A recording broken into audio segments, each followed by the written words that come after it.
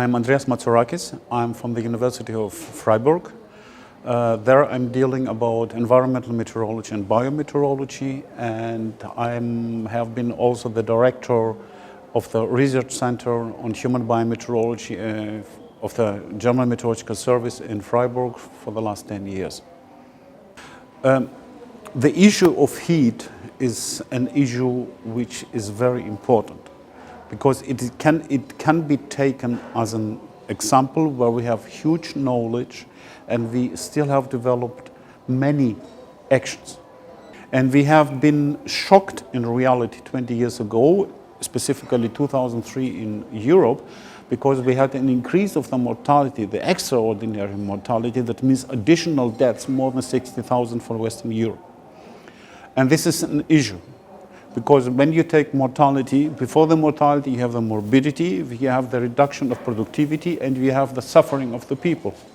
And this is not only an economical cost that we have, but we have also the issue that this is a stress for the health system. That means also for preparation. It has also many other factors to consider. And the other point is that heat is something which is not interdisciplinary but intersector. If you have heat, especially if you analyze here for the medical sector or for medical issues, let me say, concerning health, you have the effect also on other sectors like agriculture, like energy and so on.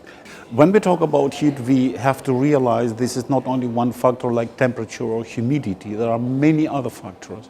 And in order to quantify these factors, more than 20 years ago was the starting of the production or the release of the heat health action plans. A heat health action plan is a plan which brings the responsible people and groups together and defines the actions that is needed in order to reduce the effects of heat.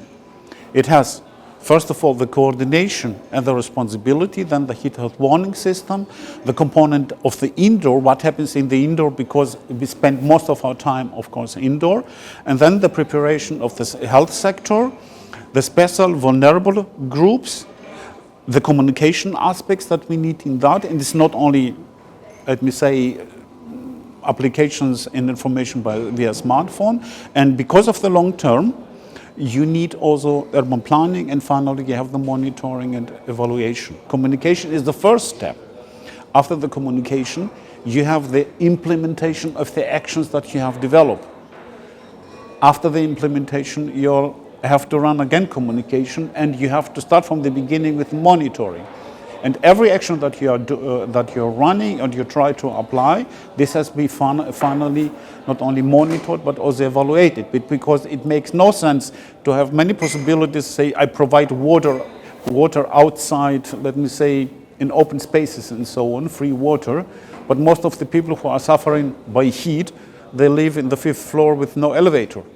That means we have to implement, and then we have to evaluate all these factors. And my recommendation is to, when we talk about heat and the protection of the people, to start with the things that still existing.